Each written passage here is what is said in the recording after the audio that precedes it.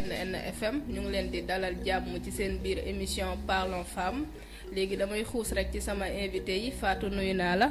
man lay fay Penda salaamaaleykum maa ngi nuyu kenn ku nekk ci turam ak santam di leen ziara di nuyu sama mbokk yi ma fi dalal tey ak sama mbokk internet yi wasalaam. jërëjëf Fatou ñu ngi lay remercier bu baax a baax maa ngi lay nuyu Souleymane. merci Penda maa ngi lay fay bu baax man maa ngi tudd Souleymane Aristote Baldé tur dëgg bi mooy Souleymane Baldé surnom bi Aristote maa ngi nekk étudiant en philosophie et aussi le coordonnateur national des étudiants moussaïstes Col d'Ivoire du Sénégal maa ngi nuyu ñi seytaan ANN TV ak sama suñu mbokk internet yëpp ñu ngi leen di gërëm ñu ngi leen di sant bismillah. waaw Souleymane ñu ngi lay gërëm bu baax a baax waa mbokku internet yi comme nuñ ko faral di defee rek dañuy xool lu benn thème ñu daal di ciy débattre jéem cee jàngat dara tey nag suñu thème du jour moo nekk thème boo xam ne jaaxal nañu bëri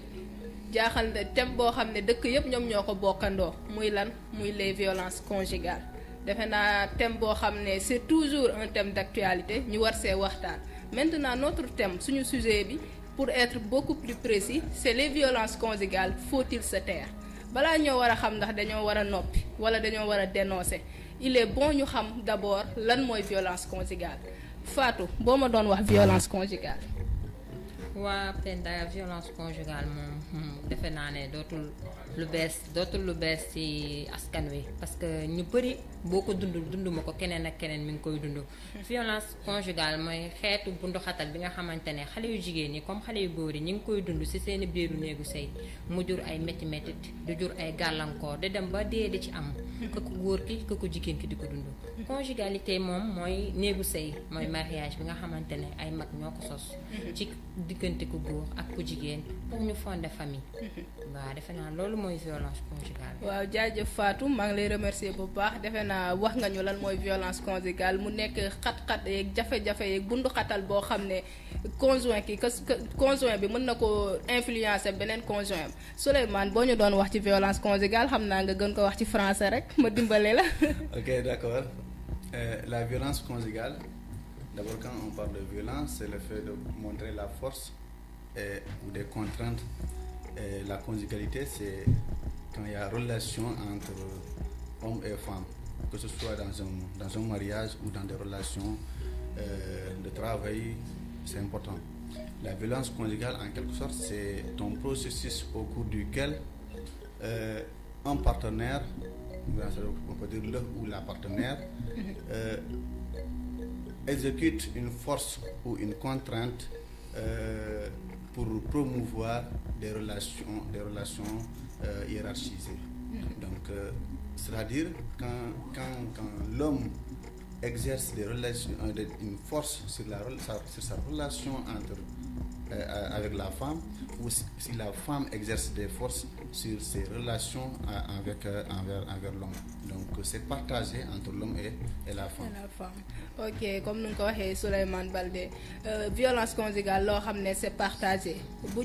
ñu waxee violence conjugale ñu bëri dañu seen xel day dem ci bunduxatal yi ñuy bunduxatal jigéen ñi mais góor ñi aussi am na ñoo xam ne ñu ngi leen di bunduxatal seen biir kër kon ñaar yooyu yëpp la ñuy waxee mbokku internautes yi bu leen fàtte aussi mën ngeen a participer ci émission bi en appelant au 88 628 72 72 su ko defee ngeen joxe seen xalaat ci suñu thème du jour léegi comme wax xam nañ lan mooy violence conjugale wax nañ ne lu yaatu la wax nañ ne mooy bundu xatale ak jafe-jafe yi nga xam ne ñi nga xam ne ñoo sekk sëy bi kenn ki da koy teg morom ki léegi Fatou war nañoo mën a xuus ba xam lan mooy forme violence conjugale yi forme yi les types des violences conjugales. waa Penda violence conjugale yi moom violence sax laay wax dafa bëri. mais bu dee conjugale yi rek day xaw a réduire. parce que violence conjugale mën na nekk ci violence physique. violence bi nga xamante ne da ngay mbéj sa jabar wala sa jabar di la mbéj ay menaces mën na nekk. ay exercer d'autres fonctions d'autres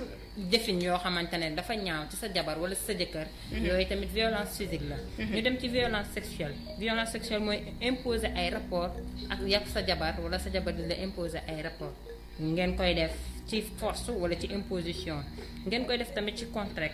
contrainte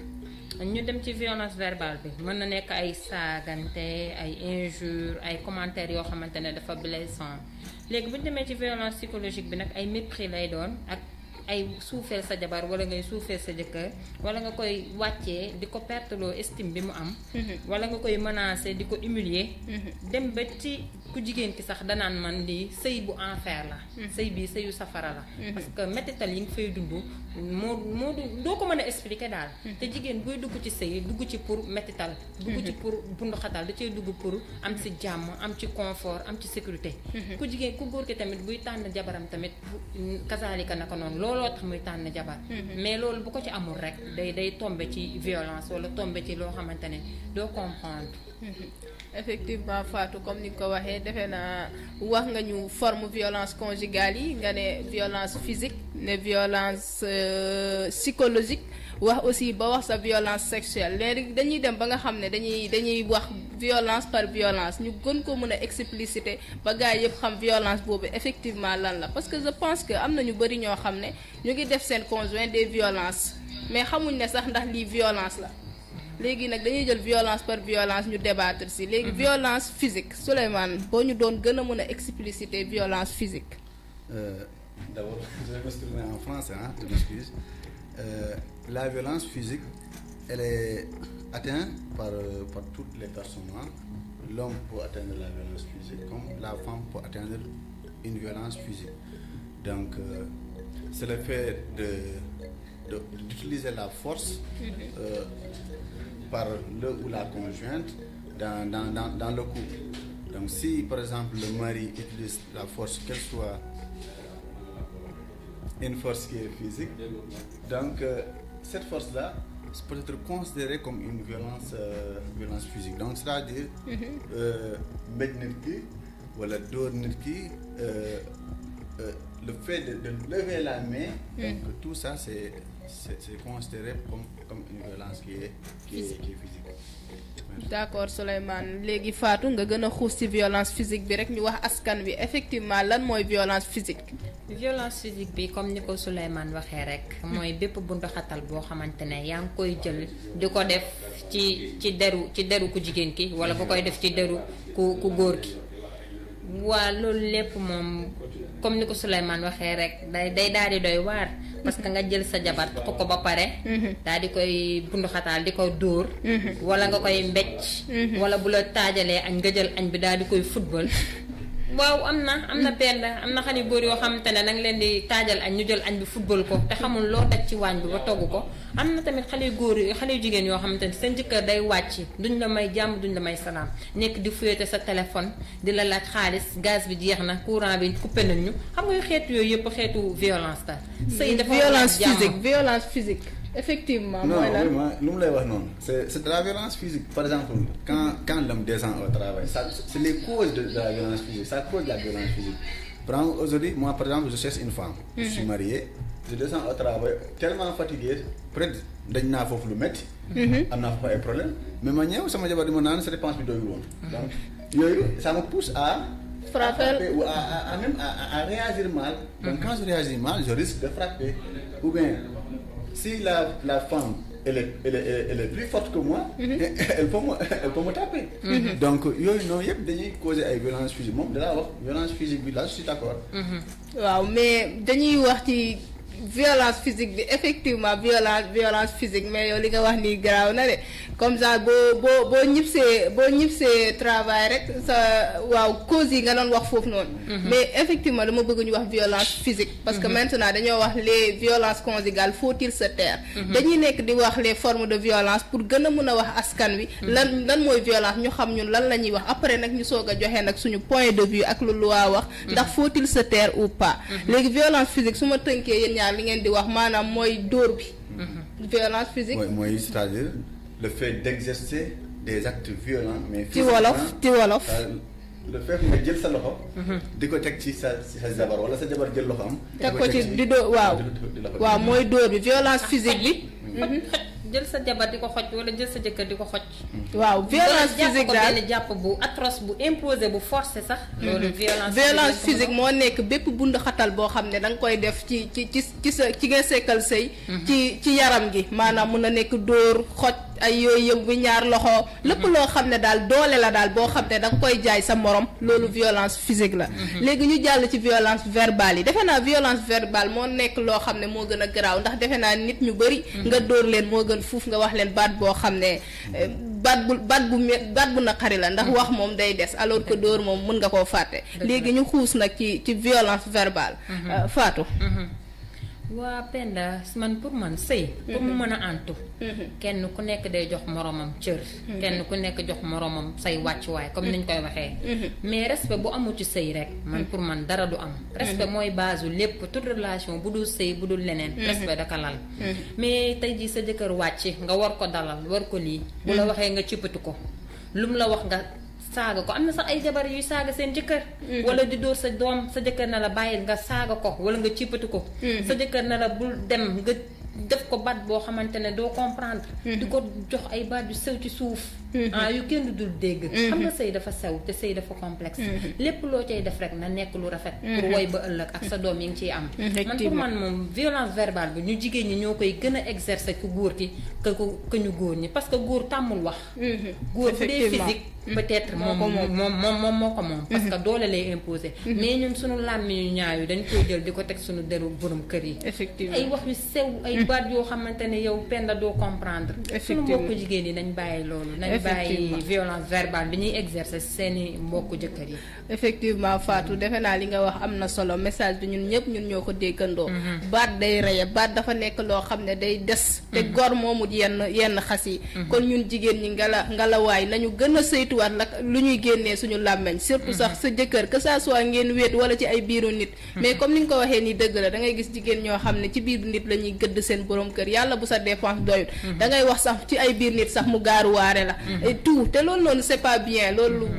comme ça nga def ko sax ngir say doom ndax tamit comme ni nga ko waxee respect mooy tout ndax nit moom defe naa da nga koy respecter rek mu delloo la respect boobu léegi Souleymane ñu gën a xuus ci violence verbale boobu noonu ok man li ma mën a yokk ci loolu nag c'est-à-dire la violence verbale dafa mel ni ñun sax dañoo topp violence verbale mooy causer lépp violence mooy dañ koy pour yow mooy la mère des violences c'est-à-dire aujourd'hui su ma jëlee exemple bu ma jëloon sànq le manque de respect dans le couple ou de considération loolu mun na indi ba may def violence physique loolu mooy indi violence psychologique loolu mooy indi toutes les autres sortes de violence il faut que ça soit d'abord verbal soit sama jabar elle me considère comme un incapable elle se murmure elle parle d'une manière barbare ou bien moi je considère ma femme comme une salope donc je m'excuse des termes on est face aux Sénégalais mais quand je considère comme ça si su ma jàppee sama jabar ni comme ku nekk nga xam ne dama ko minimiser su ma ko minimiser léegi ma koy humilier même ci mbooloo sax ma koy def même su amee ay gan ma koy def loolu ma koy humilier di ko wax loo xam ne war ma ko wax am na loo xam ne c'est ma femme mais war ma ko wax loolu moom tamit je suis son mari mais am na loo xam ne war ma ko wax mais donc si suñu demee ba ñuy wax yooyu ay nga xam ne rafetul même ça si suñu doom yi donc yooyu day causer ay yeneen xeetu violence yeneen problème xeetu violence way effectivement Souleymane li ngeen wax nii am na solo wax luy gaaña la comme nuñ ko waxee sànq que ça soit ku góor ki wala ku jigéen ki na ku si nekk xool baat bi nga xam ne moom lay jëmale ci moromu ku muy sëyal loolu moom vraiment lu am solo léegi nag ñu dem nag ci violence boo xam ne violence psychologique la boobu tamit defe naa violence bu am importance la ndax quelque chose qui est psychologique kon loolu noonu c'est grave ndax mën na dem ba nga xam ne mën nga cee am des problèmes de santé léegi Fatou loo ci xam waa Penda violence psychologique moom cicatrice lay doon parce que c'est à l'intérieur du feeñ te boobu defe naa mooy gën a mën a rey gor sax que violence verbale bi ak physique bi ñu waxoon sànq parce que jàpp sa jabar suufeel ko mayoo ko jàmm ci biir kër gi mayoo ko salaam wala jël sa jëkkër tamit suufeel ko bu indee ay xaritam ci kër gi doo ko siggil doo ko may jàmm doo ko may salaam ba ñëpp xam ko joxoo ko benn estime positive boo xamante ne moom la war a am ci kër gi wala bu la joxee baatam nga remettre ko en second plan bul dem nga ne ko dinaa dem jëf boobu ne man far force damay dem xam nga loolu tamit baaxul ci psychologie góor te góor amul lenn lu dul baatam ci këram góor dafa fonk baat. mais yow tey ji boo bëggee jël baatam di ko dénigrer. di ko wàccee au second rang moom tamit day daal di gis boppam. nga bañ tamit wax ak sa borom kër wala sa borom kër tamit bañ wax ak yow. ay tongoo. ay xuloo ay merantoo. loolu pour man amul sens ci sëy. parce que sëy li ko tënk du xuloo du xeex du merante du def loolu. sëy li ko tënk mooy mbëggeel. soppeel ak cofeel. ngeen am cadre de vie social bu stable. bu équilibré ngeen xam ne seen doom yi bu juddoo ëllëg kat dina mën a dund ci dund bu anime bu rafet. mais du xuloo du xeex. man daal pour man violence psychologique moom war nañ koo éviter ndax mooy lor mooy raye tamit. waaw Fatou su ma la déggee sa biir wax yow da ngay à chaque fois da nga koy jëmale vers les filles. mais góor ñi aussi gëm naa ne violence psychologique ñoom ñoo ci gën a am part de responsabilité ndax violence psychologique tamit bokk na ci nga dem ba nga xam ne. sa fitu conjoint da nga ko yóbbu. te góor ñu bëri dañuy def ba nga xam ne dañuy. seen jabar day dem ba da leen di ragal ba suñ yegsee sax dañuy trembler léegi tamit fan nga tamit nga wax ak góor ñi tamit bu baax ndax à chaque fois yaa ngi conseil jigéen ñi nañ kii mais ñëwal tamit si góor ñi ndax violence yi tamit ndax plus de 53% des femmes ñu ngi subir violence conjugale ici au Sénégal kon jigéen ñi ñoom ñooy gën a subir violence yooyu que góor ñi mais nga wax ak góor ñi côté psychologiquement ñoom ñooy ciy gën a def ay effet. dëgg la waa Penda xam nga góor moom nañ naan xale la.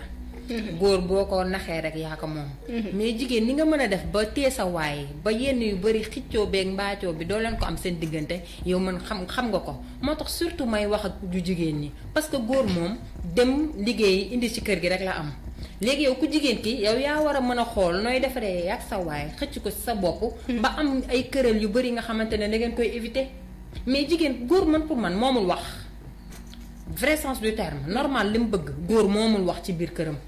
góor da lim moom mooy dem na liggéey indi na jigéen bi mooy investir mooy def mais wax ji kay ñi ko ëpp mooy ko ñu jigéen ñi fenn vraiment góor bu dee ay dóor. ay saaga yeneen yooyu. mais affaire psychologique ay wax yu sew ay suufeel yooyu man pour man jigéen moo ko ëpp di ko def góor. waaw ndax sa jëkkër di génn sax nga xool yére bu mu sol froissé na topp xooloo waxoo ko sax loolu pour man violence la. jigéen da nga war a di toppatoo sa jëkkër. jigéen da nga war a di tarbiyu sa jëkkër. suñu société bi noonu la dëppoo suñu culture ak suñu tradition même la religion noonu la ko bëggee. kon nañ ko defee noonu te noppalu. effectivement jëkkër sang la tamit.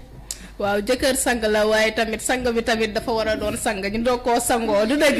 kon nag en général góor ñi moom vraiment dañoo am part de responsabilité ci violence yi xam naa dinañ si dellu. dañuy bàyyi Souleymane Aristote nga gën a wax ci violence psychologique. Ok, vous savez, je vais toucher sama xarit bi. Mon psychologue là, donc quand on parle de psychologie, on parle de l'étude des comportements. C'est un processus dual. Donc comportement yi bokk na ci. góor mun na causer violence psychologique. Bien sûr qu'elle a parlé de moom nee na jigéen ñi ñooy indi violence psychologique yu bëri mais moi je pense que c'est les garçons. Par exemple moi. je peux avoir mun naa soxla am doom mun naa bëgg am doom. donc je cherche une femme. juste pour avoir un enfant après quand on termine je m'en fiche. léegi man su ma amee vision boobu te ma fenn jabar bi waxuma ko dégg mun naa takk jabar. léegi ma am doom par exemple ma am doom bu góor jigéen moo xam lu ma am léegi je pose des violences. Juste pour divorcer avec la femme. Alors que la femme, elle ne veut pas perdre son enfant ou laisser son enfant aux mains de quelqu'un. Wala bëggul yóbbu doom bi kan moo ko koy yaral amul moyen. donc yooyu yëpp ay violence loolu day nekk ci psychologie jigéen ki. loolu day indi yeneen. donc y a aussi d'autres formes de violence. par exemple man ma takk jabar ma dem ba ma am ay doom. des enfants qui ont maintenant 15 ans. ma dem uti keneen ki nga xam ne tàgguwuma sax sama aawa bi. donc tàgguwuma kooku sax léegi ma am beneen jabar ma toppatoo kooku ma bàyyi kee loolu ça joue dans la psychologie de la première femme. donc loolu tamit forme de violence psychologique la. donc forme de violence psychologique dañoo bëri. de telle sorte que même ci liggéey même Fatou Sànq waxoon na ko ci liggéey sooy liggéey yow ak keneen loolu violence la violence conjugale vous savez y a des relations tu peux avoir un partenaire de travail ngeen di liggéey il pose des violences en toi qui vont jouer dans ta psychologie, qui seront influencés dans ton comportement loolu yëpp lañ ko góor ñi mun nañ ko éviter comme jigéen ñi mun a mais góor ñi ñoo ci lañu gën a war a wax ci yooyu. pour ñu éviter ko di causer violence ci jigéen ñi ndax suñ ko defee rek yooyu yëpp day arrêté bien sûr que jigéen moo war a toppatoo jëkkëram comme Fatou mu ko waxee. jigéen dafa war a de telle sorte que jëkkër ji nekk dans de bonnes conditions bëgg ko parce que bien sûr la femme elle a les 90% des rôles du mariage donc l'homme ce qu'il peut faire c'est aller travailler et déboucher même si la femme travaille l'islam le dit même si la femme travaille l'homme c'est lui qui donne tout ce qu'il faut pour nourrir le foyer donc bien sûr jigéen ñi day liggéey day développe donc elle fait les 90% pour le bon fonctionnement de la relation du couple donc mais góor ñi ñoo yor la possibilité de créer des violences psychologiques dans 90% aussi. nu ñu jigéen ñi amee 90% pour mettre dans de bonnes conditions le couple góor ñi noonu la ñu amee 90% de possibilités pour faire des problèmes psychologiques dans un couple. effectivement comme ni nga ko waxee kon nag violence psychologique lu xam ne lu ñu war a moytu la que ça soit mu ku góor ki wala ku jigéen ki ndax sax violence psychologique boobu dafa dem ba nga xam ne conséquence am dafa garaaw day jouer ci psychologie xale yi. loolu lu am importance la ngeen bàyyi si xel bu baax a baax Fatou loolu boo ci doon xuus ndax violence vraiment. xamal fu muy tàmbalee rek mais bu la xam conséquences yu mun a dem à long terme. dëgg la waaw violence moom psychologique bi moom. conséquences yi mu mën a jur moom bëri na mën na jouer ci santé xale bu jigéen bi comme ci santé seeni doom. mën na la causer stress mën na la causer ay traumatisme mën na la causer même trouble alimentaire. nga war a lekk xiif doo lekk ndax lan xalaat. nañ ko wàññi pour suñu société bi mën a dem kanam parce que ñun kat ñoo mën a defar suñu société ñun ñoo mën a defar suñu Sénégal. par rapport ak contexte Covid 19 bi tamit violence yi day bëri. waaw ndax papa day xëy toog ci kër gi yaay toog ci kër gi doom xëy toog ci kër gi gis nga toog boobu rek day indi routine boobu quotidienne boobu day dem ba day indi noonoo ak ay defante yu sew. waaw dañ ko éviter ñun ñoo ànd ne ñun ñoo bëgg a dëkk. kon dañ ko rafetal. ku góor ki moo demoon joxe ñeent ak trans ku jigéen ki accepté ko ñëw ci kër gi kon nga la waaye nañ jéem a xool nan nañuy communiquer nan nañuy nekkee pour nekk ci cadre de vie bu agréable. effectivement comme ni ko Fatou waxee pour néegu sëy bi neex yéen ñaan ñëpp yéen a ci am part de responsabilité ku si nekk dafa war a béy waaram defe naa ku nekk bu respecté moromam te bul nangu sa morom gën laa gore rek kon defe naa sëy bi dina gën a neex te violence yooyu yëpp dinañ ko éviter. kon su boobaa di ngeen tax moom seeni doom moom développement bi nga xam ne moom lañ war a am psychologiquement. dinañ ko mën a éviter ndax da ngay gis doom yoo xam ne dañuy màggaale haine ak seen papa ndax xëy na dañ doon toog ba xaaju guddi di dégg seen papa di dóor seen yaay. wala nga gis ne doom bu jigéen mu ngi jàppale yaayam dara parce que fekkee na fenn foo xam ne toroxalee na ko baayam. kon loolu lu doy waar la loo xam ne ñun ñëpp war nañ see mën a bàyyi xel pour éviter loolu. léegi Souleymane boo amee looy dolli ci loolu. synthèse bi ñu def. violence moom comme ni ñu ko waxee fii yëpp. Bien sûr, ça joue dans la psychologie de l'enfant. Aujourd'hui, quand l'enfant voit, ça c'est les conséquences de la violence psychologique. Quand l'enfant voit qu'on maltraite sa maman, ou quand l'enfant voit qu'on maltraite son papa, donc ça peut influencer dans son comportement en dehors de la famille. Parce que les autres enfants, ses partenaires peuvent dire que, bon là, vous savez, le jeu des enfants. yow sa yaay nii la mel ak papa ak sa papa donc sa yaay nii lañ koy def léegi ça va jouer donc day dem ba fu mu toll ba mu toll foo xam ne l'enfant ne sort pas l'enfant reste seul et donc quand la personne est seule est-ce qu'elle aura cette éducation de partage et de sociabilité envers les autres donc loolu du ko am donc ça va jouer là-bas. Donc il y a des conséquences qui sont néfastes dans la violence psychologique. Dans toutes les formes de violence, il y a des conséquences, mais celle psychologique a des conséquences qui sont plus mauvaises et importantes. ok merci Souleymane li nga wax am na solo bu baax léegi nag wax nañ ci violence yi bu baax a baax te nee naa leen loolu problème boo xam ne ça existe dans tous les pays du monde kon ñoom tamit depuis lors ñu ngi def ay stratégie pour essayer même buñ ko mënta éliminer au moins réduire ces violences considérablement defe naa ici au Sénégal aussi war nañoo am ay organismes yoo xam ne ñoom lañ fi teg pour ñuy xeex loolu Fatou boo ñu ci mënoon joxe organisme wala loi boo xam ne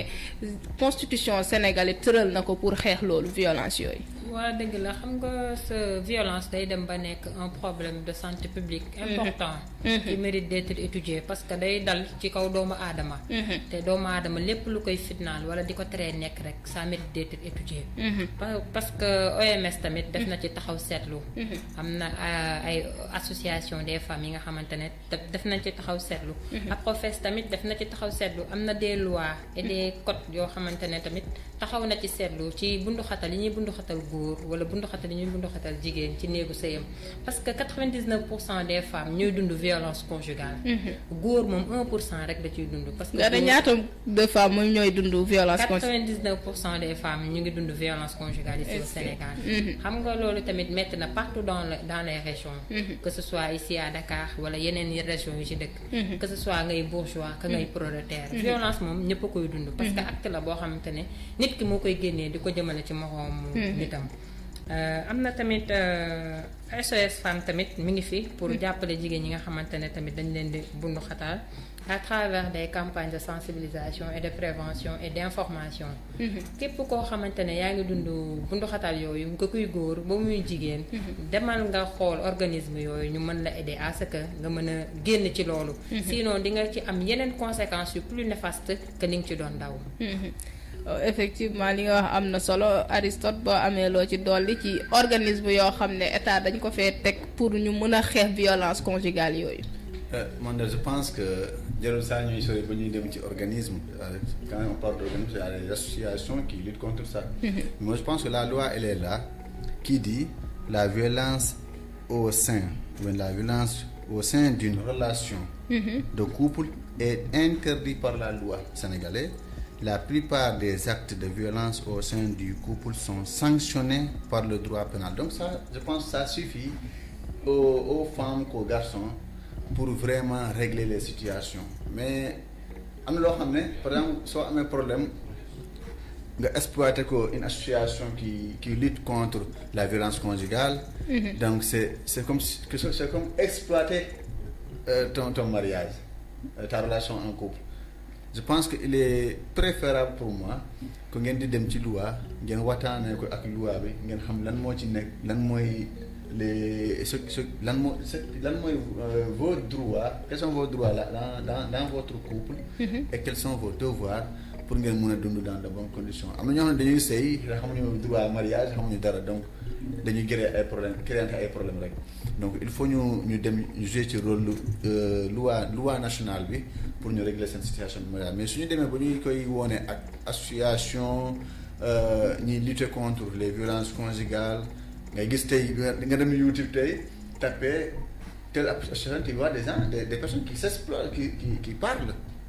Moi j'ai subi ça et ça dans mon couple. Et il parle comment mon mari me faisait, comment introduire le lieu. Donc tout ça, je pense que éthiquement c'est pas bon. Ce qui est éthique, c'est de ne pas mentir. Le fait de maintenant sa image ñu caché ko léegi nga wax nga exploiter sa mariage yëpp, je pense que ça c'est pas logique. Mais da nga war a dire ce que tu vis dans ton couple d'une manière éthique et logique, c'est-à-dire dire la vérité telle qu'elle est. Emmanuel Kant nous dit peu importe les circonstances, il faut dire la vérité. Donc da ngaa war a wax dëgg bi ci loi bi nga war, donc loi bi mooy dëgg bi. Donc quand on parle de comment dire de loi dans une nation, c'est elle qui est censée juger la vérité. Donc je pense que foofu la ñu war a dem pour régler problème yooyu. ok bu ma la déggee bu baax a baax nee nga am na loi boo xam ne c'est une loi sénégalaise boo xam ne moom day bañ violence conjugale, mais yow sa position ci boppam moom mooy ne ñi nga xam ne dañuy subir violence conjugale di dem ci association yooyu ñu leen di jël anonymat ñuy wax ce qu'ils ont vécu. Pour yow loolu noonu c'est pas la bonne stratégie, c'est pas la bonne approche. Vaut mieux nga dem ci loi nga comme sa jëkkër da lay dóor nga dem dénoncer ko à la police police mu régler loolu su ma déggee bu baax sa wax loolu la loolu la léegi yow Fatou noo jàngatee moom lu mu wax pour man de ma part association yi peut-être que ne loi yàgg nañ ko fee tëral mais peut-être ne avancement yi c'est pas aussi considérable moo tax association yi ñu ñëw ngir gën a dooleel loi boobu noonu parce que violence conjugale dafa nekk loo xam ne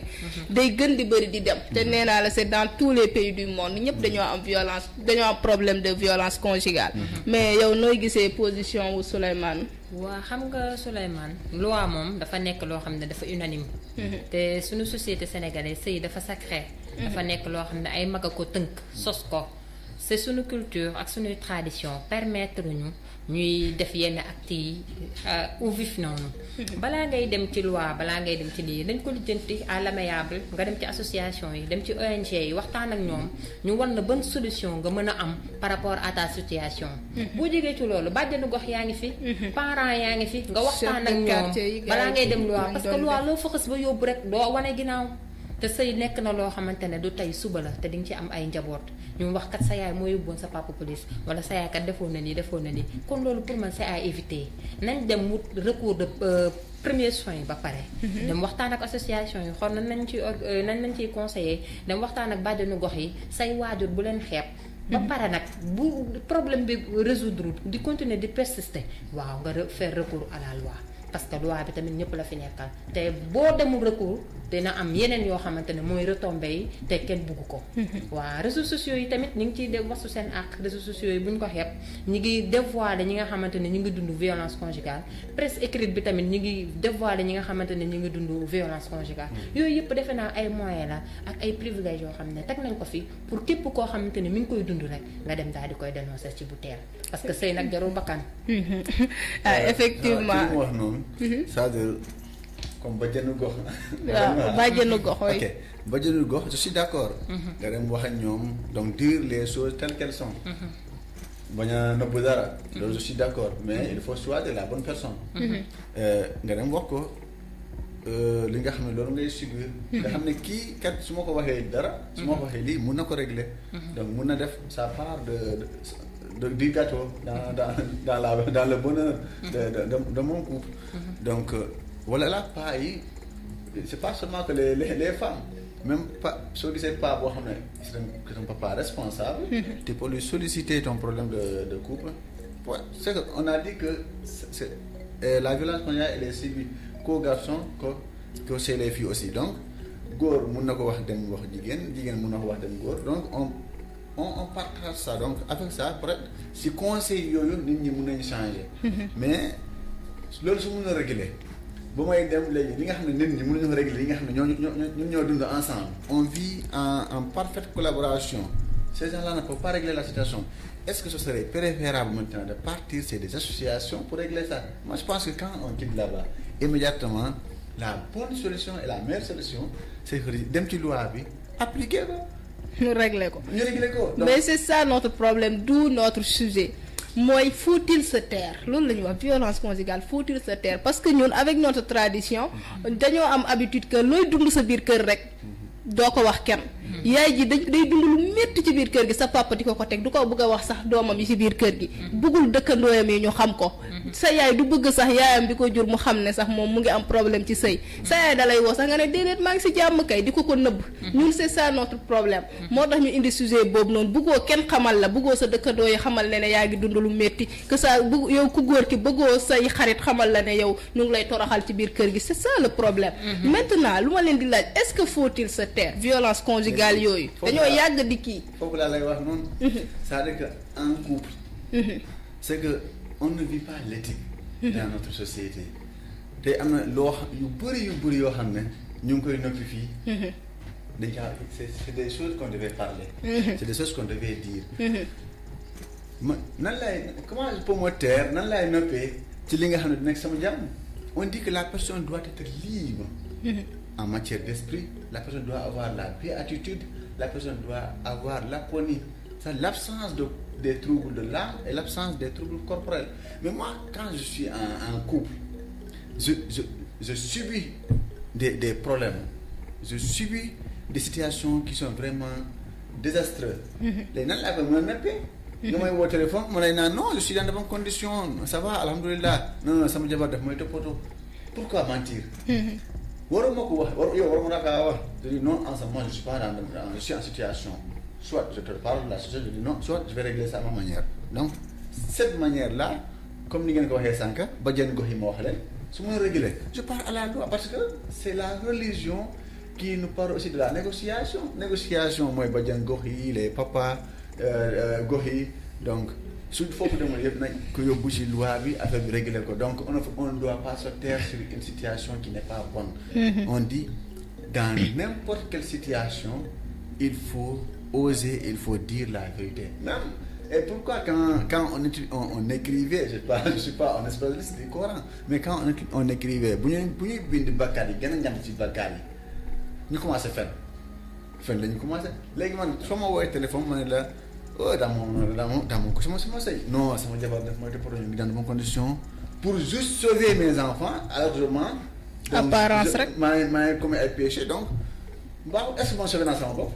donc man maa ngi fen donc maa ngi am ay péché ay actes yi nga xam ne xaw ma fan laa koy fayee donc pour sauver quelqu'un qui n'a même pas 5 ans ou 6 ans donc ça je pense c'est pas la solution c'est que ñu exploiter situation ba mu régler soit du régler et on se partage c'est pas forcé que yow marié takk nga nit donc vous êtes censé à vivre même dans les situations désastreuses obligatoirement jusqu'à la mort donc situation bi su nu mu commencé woon comme kii nu mu ko waxee sànq dans ses introductions sooy takk jabar yow takkoo jabar pour ngeen am problème jabar bi da accepté la pour ngeen am problème mais su ngeen demee ba problème am te problème yi mënul régler mais il est temps de se séparer yow nga dem ut beneen moo tax mu dem uti keneen donc c'est ça mais il faut pas cacher la vérité pour sauver un couple pour sauver un enfant est-ce que ça va sauver l'enfant ça va même causer des formes de violence psychologique envers l'enfant comme on l'avait dit tantôt donc loolu yëpp je pense que c'est pas les solutions sont dire la vérité et il ne faut pas se taire donc il faut dire les formes de violence qu'on subit. ok jërëjëf Souleymane comme ni nga ko waxee nii leer na nee nga affaire gi buñ ko noppee nañ ko wax dem d'abord ñu dem sur la négociation xool benn personne de confiance tamit koo xam ne vraiment ku ñu naw la ci biir koñ bi wala sa parent aussi comme ni ko Fatou waxee nga bañ koo xeeb wala parent wu beneen conjoint bi ngeen waxtaan ci ba pare peut-être loolu bu mënta am nga ne mu dem xooli ji la loi loolu moom mooy ce qui man effectivement problème yi il faut en parler defe naa problème boo ko waxul kon mënuñ koo résoudre il faut que ngeen wax ci bu baax a baax léegi Fatou boo mënoon gën a xuusaat ci loolu violence conjugale faut-il se taire ndax noppi bi yàgg na te noppi bi comme fajul dara comme ñun dañoo yàgg di noppi te fajul dara tax na violence yi ñu ngi gën di bëri est-ce que jotul tamit pour tamit ñu wax est-ce que jotul tamit pour tamit ñu jëf Fatou sa kàddu Penda jamono bi dañoo tollu jamono joo xamante ne du wax ak jëf kese parce que violence conjugale bu dee dafay persister boobu jar na wax mais bu dee loo xamante ne sama mante ne ay saut d'humeur la tey ku góor ki dafa ñëw def lii après mu bàyyi loolu jaru wax mën nañ ko négocier à l'amiable toog waxtaanee ko c'est que relation de couple dafa war a am communication relation de couple kenn warul toog sa coin rek mel na yow kenn taxulaa yow da nga nekk sa kër yaa war a da nga nekk célibataire non yéen a ko sekk échange dafa war a am ngeen bën di nëbboo lu yendu ci kii fanaan ci kee nga xamante ne loolu bu amee dina tax tëral du am ñàkk réeroo du am te lépp yéen a koy dóorandoo yéen a koy sumbandoo léegi nag bu dee nag dafay persister ça demande que nag nga waxtaan boo waxtaanee mu bañ nga dem gis say parents buñ ci mënu dara nga dem ci association bi kazalika nga dem devant la loi parce que da ngay dem ci yenn parents yoo xamante nag ñoo lay wàññi na nga demal nga toog muñ demal nga toog sëy lu raw loolu laa muñ sa kër baay waaw demal nga toog muñ te ñoom xamuñu la ngay muñ sa kër gi du tey rek dafa continuel te en plus tamit danga cee am ay njaboot te njaboot yi war nañoo màgg ñoom du rafet chaque jour ñuy gis seen yaay ñu koy dóor wala ñuy gis seen papa ñu koy bundu xataal loolu rafetul suñu religion mayuñu ko suñu culture mayuñu ko ñuy dénoncer mais boo amul pexe amoo pexe loolu ngay mën a def parce que tamit doo toog di muñ ba xëy dee say njaboot perte say famille perte moom tamit mu perte ndax moom tamit loi bi dina dal ci kawam balaa boobu di ci am nag bu dee dafay persister dans quelle situation dans quel contexte la ñu warta noppi mooy bi nga xamante ne dafay continuel la nga xamante ne lu dakkul la loo xamante ne lu sax la waaw loolu moom man ñaan naa bu kenn noppi jógal nga dox ci nga wax ci anam yu rafet parce que tamit sëy tamit dafa rafet du na ngay n'importe où wala n'importe comment ngay jéebaane sa jëkkër wala sama jëkkër def na ma nii rek damay génn publier ko wala damay génn wax ko ci réseaux sociaux yi wala damay génn lenn lu ne ak contexte am lenn lu ne ak fa nga ko war a waxee nga waxee ko fa parce que sëykat dafa nekk loo xamante ne dafa sacré kon bul ko jéebaane ca marché ba effectivement Fatou say kàddu rafet na trop am na solo d'abord defe naa tamit loolu noonu loolu bokk na ci li nga xam ne mooy gën a indi violence moom mooy sutura bi ñun gars yi dañoo suturante waatul maanaam ku góor ki duy suturaal jabaram jabar ji aussi duy suturaal jëkkër ji defe naa bu ngeen di ku si nekk bu respecté moromam ku si nekk ngay jéem a suturaal sa morom kon defe naa yooyu yëpp du am ndax léegi tamit defe naa sëy yi dañoo public tellement que mooy loolu dafa doy waar kon violence yooyu mun na cee am part de responsabilité ak aussi comme nu nga ko wax sëy fii ni Sénégal loo xam ne la luñ prendre au sérieux la loo xam ne la lu diine digle la kon loo xam ne dañ ko war a jàpp et tout te gis nañ ne ñi nga xam ne moom auparavant ku góor da doon yor ay 4 femmes ñoom ñëpp ñu dëkk ci même foyer ku ci nekk am ay doom yu bari macha allah terewul problème yooyu yëpp doo ko ci gis ku si nekk mën na ko gérer mais maintenant que nga xam ne nga nekk seul avec sa jëkkër wala sa jëkkër ci la violence yi di gën a bëri dem ba nga xam ne violence boobu day dem ba indi meurtre mu nekk ku si bu mujjee ci su ma xamoon mais loolu noonu lu doy waar la loo xam ne dañ ko war a mën a parler bu ngeen amee kàddu waaw ok gis nga comme ni nga ko waxee les mariages sont tellement publics et sont privés aussi da ngay gis WhatsApp benn femme mariée qui vit dans de bonnes conditions alors que il est célibataire sur Facebook elle est célibataire sur Facebook et elle est célibataire sur des contacts qu'elle a reçus de Facebook. Donc des fois elle a un copain sur Facebook, elle discute avec, quand elle a des problèmes elle fait un statut que bëggeel du nii bëggeel alors que avec son mari les conditions sont tellement bonnes kooku sax su gisee statut bi moom day tiit wala mu silence ko kooku gis ko ci feneen ci keneen sa jabar mooy statut bi la xanaa da ngeen am problème est-ce que loolu ne va pas créer d'autres choses donc yooyu yëpp léegi ñu koy nëbbu noonu léegi soo ñëwee ci kër gi c'est les violences qui ne sont pas citées mais c'est les violences qui sont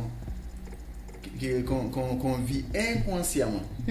On subit des violences inconsciemment sans le savoir. Moi qui suis par exemple célibataire sur Facebook alors que je suis marié et vous qui êtes par exemple célibataire sur Facebook alors que vous êtes marié, donc nga de sa jëkkër dem ba xam ko man ma dem moo xam ko est-ce que ça c'est bien? C'est pas bon, donc ça peut amener des querelles dans le foyer. Ça peut revenir dans le couple, amener des querelles, amener des problèmes. Donc yooyu yëpp est-ce que on doit se taire ou dañu war a wax? Moi je pense que il faut dire. Donc da ngay gis quand je vois que tu fais un statut que tu as des problèmes avec ton amour, mais tu parles. Maintenant les filles ou les femmes, quand il faut savoir la vie d'une personne seulement, il faut regarder ce statut la journée. nga xam lu muy dund heure bi. Si elle est heureuse da nga ko gis statut. Mais alors que ça ne doit pas se refléter de la même. Moi, quand tu me vois aujourd'hui ici, quand je parle ici, tu penses que j'ai pas de problème. Donc je suis tellement heureux que donc alors que est-ce que loolu la. Donc on doit se poser la question, est-ce que noonu la. Donc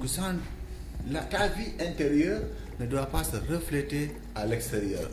Donc comment nu muy refléter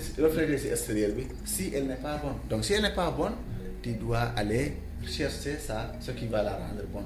Donc loolu laa lay wax donc waruñu noppi ndax dañoo war a ut li nga xam ne mooy war a rafetal suñu dund suñu biir néegu sëy.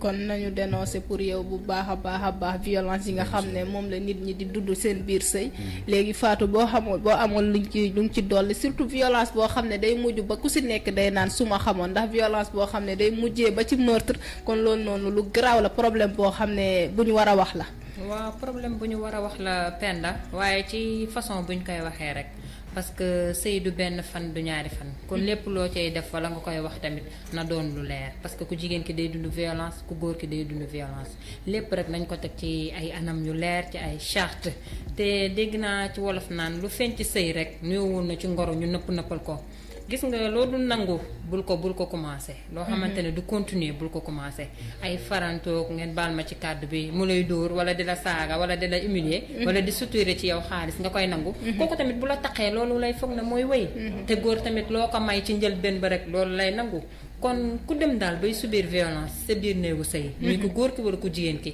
man pour man demal nga dénoncé ko ak anam ya nga koy dénoncé te sëy dafa nekk loo xamante ne dafa am ànd ak sutura suñuy religion daf ñoo jàngal sutura suñu culture suñu tradition suñu Sénégal gi sax sutura moo ko lal kon sëy yi ngalawaay dañ ko def ci sutura pour loo ca mën a am ëllëg rek mu nekk lu barkeel mu nekk progéniture boo xamante ne danga naan lii kat maa ko liggéey te maa ngi ciy sant yàlla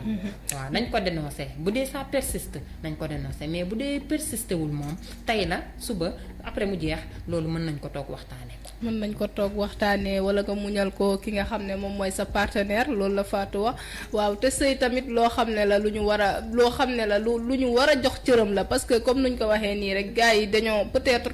problème de respect moo am ak tamit comme ni nga ko waxee tamit mun nañu wax ne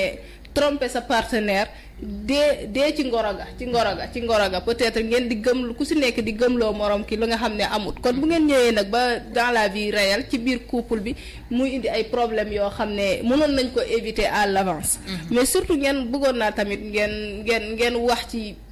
violence dem nga di ko noppee ba dee fekk la ci bëggoon naa ngeen wax si waaw bu la ci dee fekkee moom yaa perte parce que lépp rek xamoon nga ko ci début ba boo demee sa yaay ne la muñal nga dem ci association yi wala nga dem ci devant la loi ndax boo dee tamit sa njaboot gi nga fi bàyyi ñoom ñooy perte seetaan naa benn série kooku dafa doon jëkkër ji da ko doon dóor ndax infidélité di ko dóor ba mu dee doom ji yem ci doom jooju lan la mën a nekk ëllëg te doom ji ñoom ñoo ko sos jur ko ñoom dox nañ seen àdduna ba pare xale bi doxagul dara xale bi lan la mën a doon ëllëg mën na dem nekk bandi wala mu nekk leneen parce que li mu vécu moo tax daal nañ bàyyi dóor yi nañ bàyyi violence bi ñuy def ci couple yi sëy yàlla dogalu ko pour loolu bu ñëpp tegoo ci yoon lépp ñu def ko ci dans les règles de l'art pour man mettital du am xol bu jeex du am lépp dinañ ko dund ba mu jeex ba la ca war a am yépp am ko divorce a ngi fi koo mënatul nekkal may ko baatam mu dem nga jël keneen moom tamit mu jël keneen ñi mën a ànd rek ay ànd mais ñi mënta ànd bu ñu forcé ba leneen ak leneen di ci jur parce que ku ci rey sa morom tamit da ngay dem tëddi de moom tamit mu dem wëri leneen man daal pour man loo mënul koo mënul defal libéré ko bàyyi ko mu dem yow nga wër leneen dara retenirul fa sëy boo xamante ne xuloo tey xuloo suba xuloo ginnaaw suba ana bànneex ba kon kay dara retenirul fa tasal wala nga may ko baatam mu dem wëri leneen yow nga wëri leneen foofu par man ma bëgg a comme ni ma waxee sànq mun naa am doom après divorcé alors que waxuma loolu la femme est-ce que tu vois mu marié wu juste pour am un enfant légal envers sama diine léegi après ma divorcé ma bëgg a divorcé léegi si la femme ne savait pas que alors que la femme en retour moom bëggul divorce moom bëggul bàyyi doom ji foofu wala la bëggul yóbbaale doom amul si ko elle n'a pas les moyens nécessaires pour prendre en charge de l'enfant et de lui et de leur santé donc su divorce amee nag y a des am na ñi nga xam ne teg nañ ci comme wax nañ ne yóbbu luwaa day influencer yeneen problème donc on est au Sénégal on préfère faire la divorce traditionnellement le mariage traditionnellement maintenant quand on fait ça tout traditionnellement quand la femme part avec l'enfant elle part donc c'est elle de soigner de faire tout donc su màggee su ko neexee ñëwaat si papa yaay mu si dara su ko neexee mu des foofu donc jigéen moom foofu lay bañee nag donc est-ce que loolu man mun naa ne sama jabar demal bañ naa la baat mun naa dewuma léegi nag est-ce que loolu tamit day indi ay violence yooyu noonu yëpp lan moo koy régler c'est la loi moi je pense que c'est la loi qui règle tout ça il y a ces choses là qui existent il faut qu'on en parle qu'on en parle d'accord c'est ça quoi donc moi je pense que on doit on doit en parler et c'est la solution et c'est la meilleure des solutions. D'accord comme ni nga ko waxee Souleymane Baldé moom d'après moom problème moom bu amee rek buñ ko jéemee régler à l'amiable mu të rek nañ dem xooli la loi comme moom lañ fi teg te ñun yëpp moom moo ñu tënk ñu jéem a résoudre ces problèmes. Pour man problème yooyu ñun dañuy noppi parce que Sénégal ici dañoo bëgg trop sauver l'apparence. da ngay ñëw sa biir kër yaa ngi ciy dund lu métti mais yow doo bëgg kenn xamal la. di sauver l'apparence di naan quand dira-t-on boobu dafay jur loo xam ne vraiment lu doy waar la fa. waaw candidato boobu day jur lu doy waar dara waraloo ko noppi waale que ce soit sëy que ce soit agression que ce soit leneen ak leneen looy dund sa àdduna boo ko noppee doo am faj bi jàngoro moom faa nga wax ko établir ko devant tout le monde pour mu mën a faj mais avec des bonnes personnes waaw du n'importe qui ngay dem pour wax sa soxla da ngay xool fa mu waree ak fa mu jotee nga daal di koy wax pour sa soxla mën a résoudre ci anam bu rafet waaw pour man mën nañ dem ci solution yi de ndax loo gis rek sénégalais yi ak mbokk internet yi soxla nañ ay solution yoo xamante ne mooy éradiquer seen problème wala mooy diminuer seen problème donte violence conjugale moom mënu fee jógee man pour man mënu fee jóge waaye xanaa ñu jéem ko réduire rek xool nañu koy réduire ba mu wàññeeku ci ku góor ki ak ku jigéen ki manque de communication bi tamit mën na koo jur kon nag dañuy waxtaan pour violence bi mën a wàññeeku ci couple yi nañ privilégié waxtaan di diisoo di sottante xalaat sa jëkkër bu revenir au bureau nga laaj ko noo dundee tey sa journée dalal ko wàccee ko apaiser ko ba humeur yi mu amoon sax bu dee humeur yu négatif la au bureau sax day daal di wàññeeku mais yow bu ñëwee rek nga harcelé ko wala nga defee ko neneen moom tamit mën a dikkee neneen en plus tamit ñu koy jàngale sëy dañ ko war a di jàngale mais ñun dans nos sociétés nañ naan tout est tabou mais buñ ko jàngalee defe naa ci école yi ak ci askan wi pour ñëpp xam ne kat lii mooy réellement sëy ak sëy nii nga ko war a defee pour man violence yi dina wàññeeku. jërëjëf Fatou li nga wax am na solo ci solution yi nga xam ne war nañ koo mën a def ba éviter violence conjugale wax nga communication defe naa la communication c'est la base de tout te communication am na ci solo mais aussi le respect mutuel ku si nekk respecter sa morom ku si nekk tamit respecter tamit sa engagement ndax mariage defe naa engagement la kese ku si nekk bu bañee moromam gën ko rek kon defe naa loolu yëpp dinañ ko mën a éviter bu baax a baax Souleymane comme nga wax ci solution yoo xam ne rek mën nañ koo def ba éradiquer nga tënk kàddu bi ndax heure gi moom jot xoj nañu. Ok d'accord man solution yi may wax moom bëriwul quoi donc c'est juste que quand il doit y avoir mariage la loi doit poser des conditions nécessaires pour qu'il y ait mariage. Li ma wax sànq y a des